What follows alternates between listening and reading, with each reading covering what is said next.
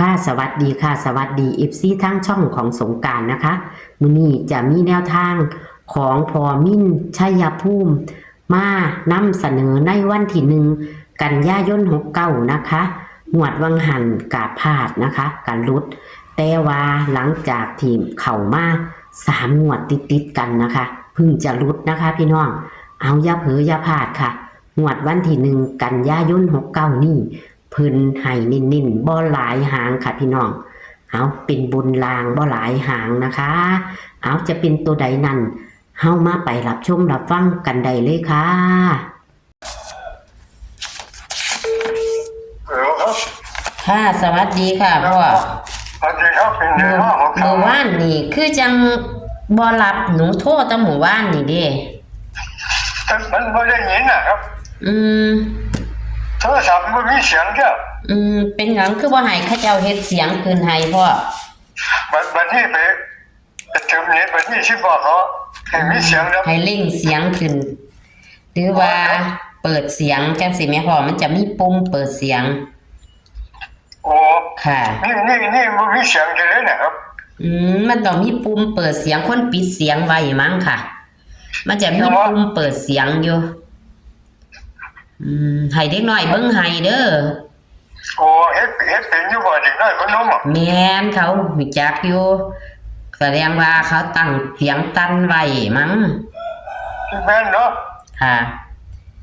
มาเอาแนวทางละพ่อแนวทางวันที่1 กันยายนเนาะ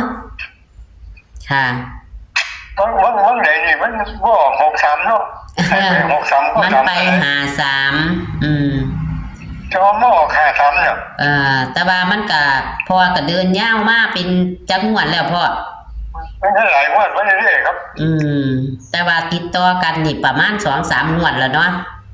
ครับ3 งวดนี่ละเนาะติดต่อกันแต่ว่ามันก็มีเข้ามีหลุดพ่อมื้อนี้เอาไหมค่ะ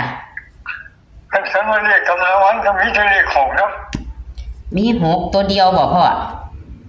บอกว่าเรื่องมันเนาะค่ะ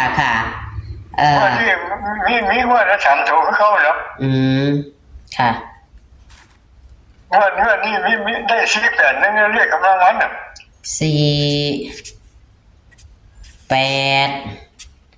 4-8-1ค่ะวันนี้เอาเลขวิ่งเขียนชื่อเขาแล้วแล้ววันนี้ครับค่ะที่วิ่งเขียนมันผ่านว่าที่เรามั้งเป็น6อ่ะค่ะวันนี้เอาไม่อาจจะมากกับว่าจักแล้วพ่อวันนี้เนาะวิ่งเกตจะ3 คู่เนาะค่ะแล้วแต่พ่อจะให้เอานิ่นมากก็ดีคือกัน70 71 74มีเท่านี้ครับ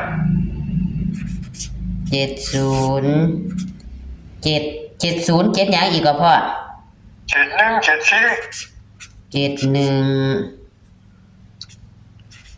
74อันนี้เป็นบนหรือล่างเล่นบนขันล่างเขาเลยบนล่างแต่ว่าบนล่างเลยค่ะนะค่ะเ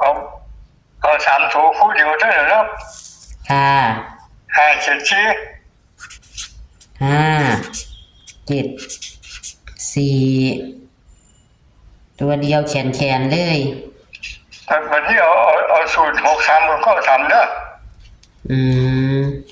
สูตรที่2มาท่านวางได้ก็พอเอาสูตรที่2เอาตัวเข้าเนี่ยรู้อีกหรือเข้าไม่เข้าเนี่ยมันไม่เข้าสูตรนั่นคาเทียนมาเข้าสูตร63ก็ทำนะครับค่ะเฮ็ดแบบใดพ่อ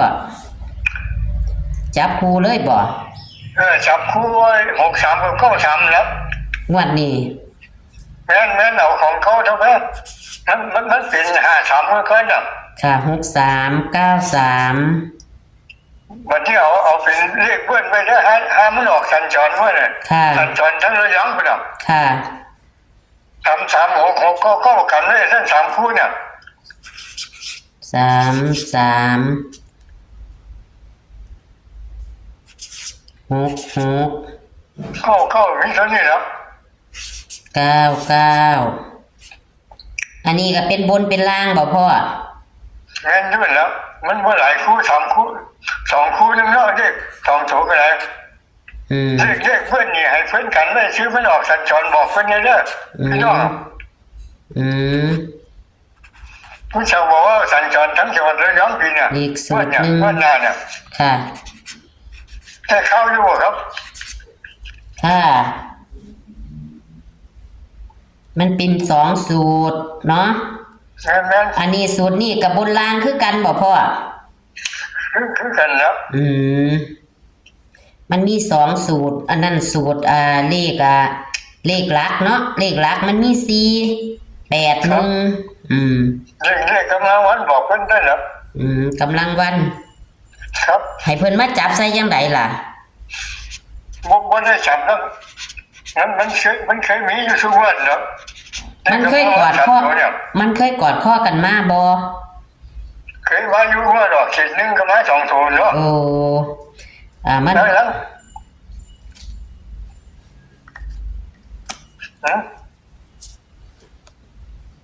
กำลังวันยังสีได้มันจะมีอยู่ตัวนึงเหรอใช่ไหมว่าเนี่ยครับค่ะพ่ออันตัวนิ่นดิพ่อตัวนิ่นตัวใดสูตรแรกนี่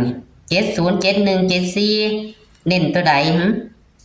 บ่ได้ให้เพิ่นบอกแล้ว2-3 คู่แล้วบ่หลายครับครับค่ะค่ะ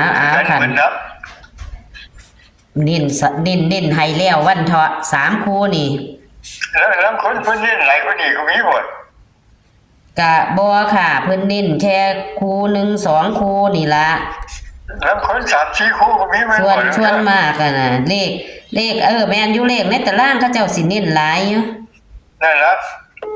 นี่บ่ได้เน้นนะเพราะมัน3 คู่นึงค่ะอีกสูตรนึงนี่ก็บ่เน้นแม่นบ่พ่อบ่มันมีหลายคู่มีแค่2 คู่เองค่ะ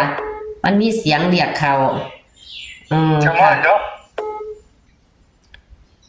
กะบ่เน้นเนาะมีโค้งสุดท้ายบ่นี่พ่อมีใกล้มือพุ่นแล้วเนาะใกล้มือเนาะ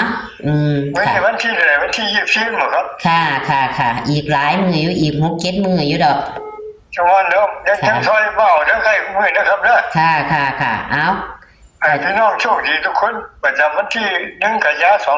2569นะครับเด้อค่ะขอพี่น้อง FC โชคดีทุกคนนะครับอยู่ดีมีแฮงนะครับเด้อค่ะขอบคุณพ่อค่ะสวัสดีค่ะครับสวัสดีครับค่ะ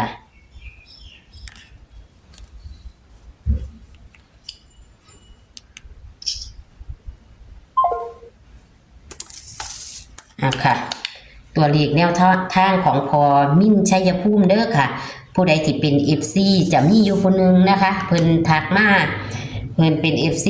พอตำหวดก่อนนะคะแต่ว่างวดวังหันของพอกระรุดนะคะพี่น้องของพอกระรุดแต่ว่าอย่าเผลออย่าพลาดของพอสิเข้ามาตลอด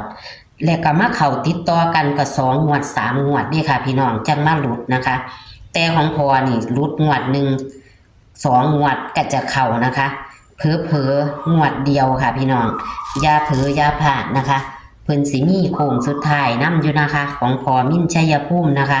คาเทียมีFCเพิ่นรอคอยนะคะมาศาสตร์แต่ก็มานะคะ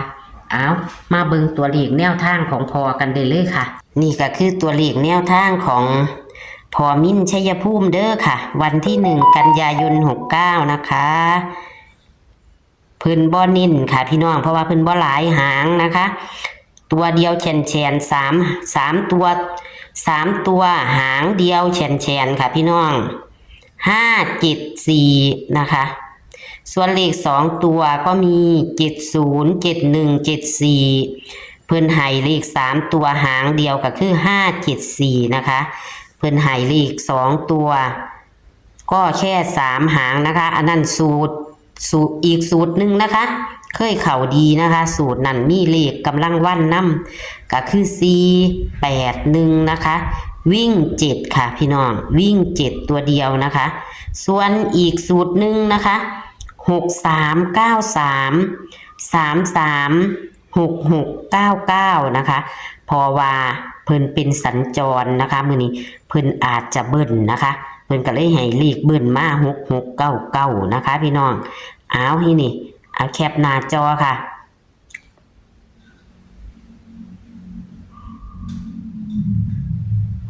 เอาอย่าเผลออย่าพลาดนะคะเอาเป็นกำลังใจโดยการกดไลค์กดแชร์นะคะเอาอยากให้นำชากาแฟกระทักแอดมาได้ค่ะขอบคุณทุกการรับชมเด้อค่ะพี่น้องโชคหมานกับพอมิ่งชัยภูมิเพิ่นอยู่น้ำช่องมาตาโดนแล้วกะถ้าผู้ใดเป็นแฟนพันธุ์แท้เพิ่นเลขเพิ่นเข้ามาตลอดนะคะถึงจะงวดหนึ่งเว้นงวดกะเข้านะคะเอาโชคหมานกับพอมิ่งชัยภูมิในวันที่1 กันยายน69ค่ะสวัสดีค่ะ